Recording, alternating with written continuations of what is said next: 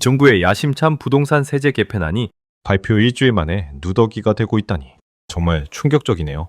다주택자들의 숨통을 틔워주겠다며 호기롭게 발표한 정책이 결국 예외 또 예외를 거듭하며 땜질 처방으로 전락하고 있는데요.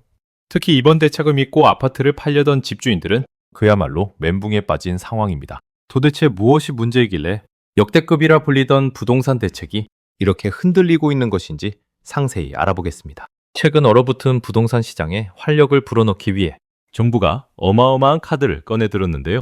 바로 다주택자들의 양도소득세 중과세율을 한시적으로 낮춰주겠다는 파격적인 세제 개편안이었습니다. 시장에 꽁꽁 묶여있던 매물들을 밖으로 끌어내어 거래를 활성화하겠다는 똑똑한 재테크 전략을 유도한 것인데요. 실제로 이 소식이 전해지자마자 서울 주요 지역의 부동산 커뮤니티는 그야말로 관심이 폭발했습니다. 수많은 다주택자가 세금 폭탄을 피할 수 있는 절호의 기회라며 매도를 준비했는데요. 특히 송파구를 비롯한 강남 3구의 공인중개사무소에는 집을 내놓겠다는 문의 전화가 빗발쳤습니다. 양도세 부담이 줄어들면 수억 원의 세금을 아낄 수 있기 때문에 다주택자 입장에서는 그야말로 대박 기회나 다름없었는데요.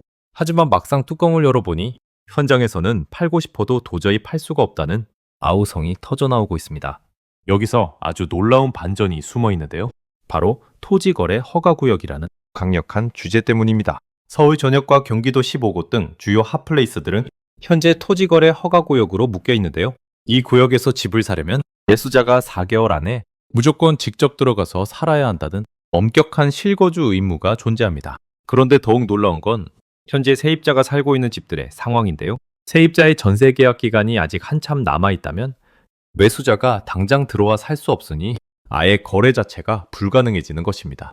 결국 갭 투자로 집을 샀던 다주택자들은 정부가 세금을 깎아준다고 해서 집을 내놓으려 했지만 세입자 때문에 매수자를 찾지 못하는 황당한 딜레마에 빠지게 되었습니다. 이런 비판이 쏟아지자 정부는 부랴부랴 땜질 처방을 내놓았는데요. 토지거래 허가구역 내에 세입자가 있는 주택의 경우 실거주 의무를 2028년까지 연장해주는 방안을 뒤늦게 검토하기 시작했습니다.